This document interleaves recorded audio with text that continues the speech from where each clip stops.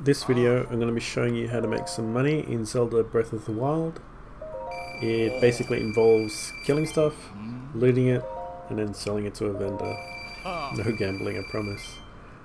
Now, your mileage may vary depending on how lucky you get with the ore, but this is 2 runs worth of ore that I collected, and roughly around 20 taluses worth.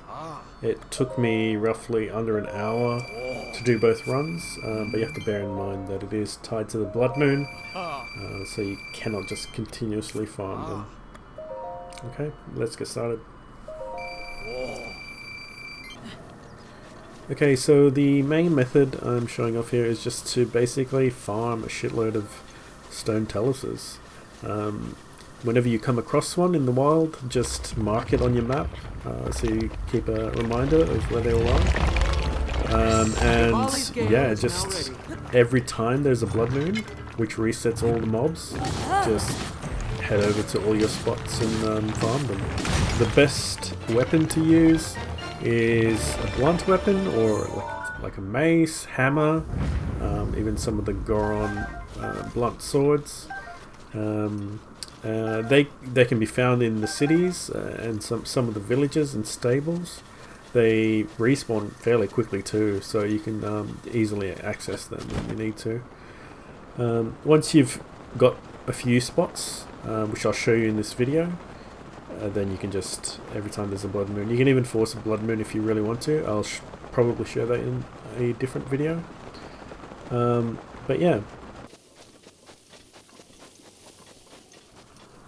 So what you want to try and do is just jump on the rock, and as it comes up you want to try and stay on if you can. Here I didn't, but yeah, once you get on, you can do this spin attack on the hammer and just go to town. It drops pretty damn fast. The only issues you might have is if the rock that you need to attack spawns a bit lower on his back, then you'll need to actually jump down onto it and attack it from there. So you can't ideally do the spin move, so they do take a little bit longer to kill, but I'll show you that in this video. You don't need any special gear other than the weapons I mentioned, which are fairly accessible even at lower levels. You don't need any special armor. I'm just using a climbing armor here just to make it a bit quicker to jump on the back of them, but you definitely don't need them. It is handy to have some of the divine abilities just so you can get around the place a bit quicker. But apart from that, yeah, you don't really need that much. I'm sure there's many other methods to kill these things that may be quicker, such as bomb arrows perhaps. But I just found just jumping on the back and spinning seems to work well. Now you'll find that with this rock one up ahead, I have a bit of trouble on this guy sometimes. It just depends on like his movements, but because his exposing rock spawns a bit lower, you can only get a few attacks in before he starts to shimmy around and makes it a bit annoying to stay on his back. But yeah, once you've done it a few times, you get the hang of it.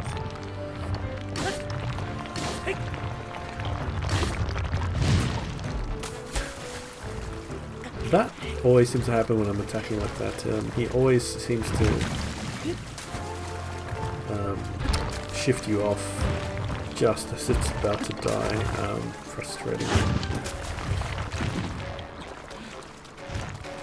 But yeah, always try and just to run in and grab any part of it that you can. It doesn't necessarily have to be the back, it can be on the arms or anything like that.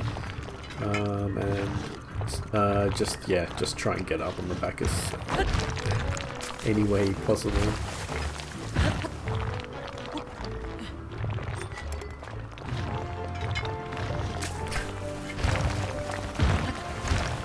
Another thing to avoid is weather. So if you see it raining, you may want to rest before you start your farming run. just because, yeah, it makes it a little bit harder to get onto the back of them, but it's not impossible. You can just do the dash jump to get to the top quicker, but you might slide down a few times. So I added this one here. This one has a decent amount of mining nodes on the way to the stone talus. So if you jump off the cliff here to the east, you got a few mining nodes here. They don't always give anything useful. And then you jump to the south. There's actually some mining nodes that I missed on this cliff.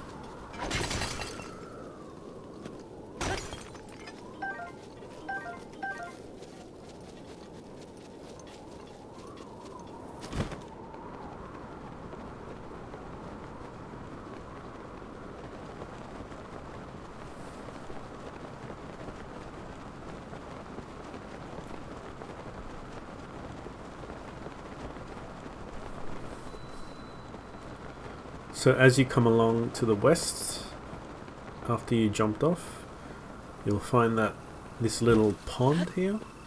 Inside the pond is a little cave, and inside the cave you'll find a fair amount of mining nodes. So you can just swim straight through, it's not really an issue. The respawn time for these nodes, they're different to the Blood Moon. They're not tied to the Blood Moon at all. I think they have their own timer on how often they can respawn.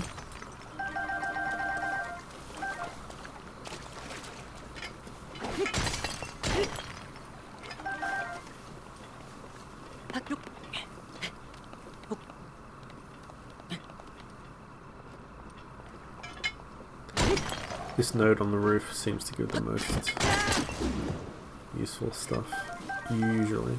I've gotten a few diamonds out of it.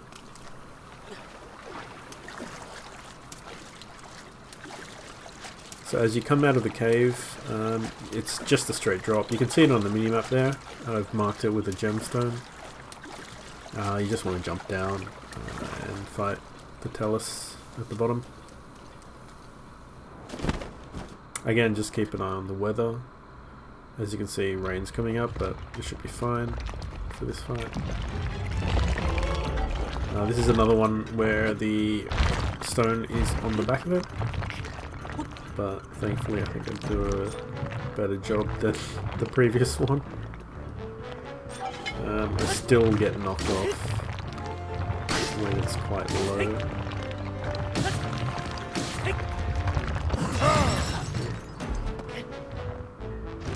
Then you kind of just want to run straight back in and just latch onto anything that you can.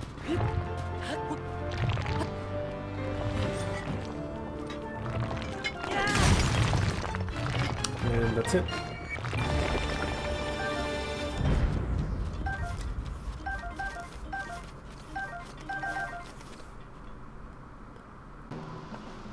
Okay, so here I'm just showing you where I get my weapons from. This is Goron City.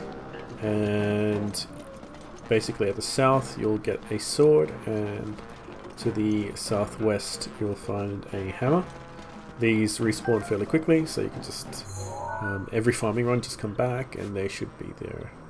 The second location is the Hateno village, basically where you purchase the house, which is southwest of the village itself.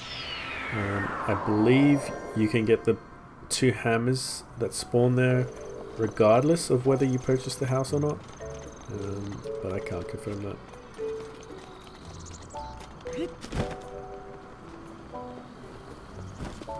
So just these 2 here. Okay, so these are the locations. So Dueling Peaks Tower, there's 3 that spawn fairly close by. You probably want to aim for the one on the right first, so you can then jump down onto the other 2.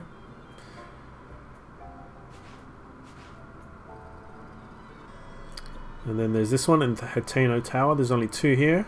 But there's also a crater that has some mini golems and ore spots as well. Again, start on the left so you can jump down. This one's if you're on the far left of the map. There's only one here in Giza Crater.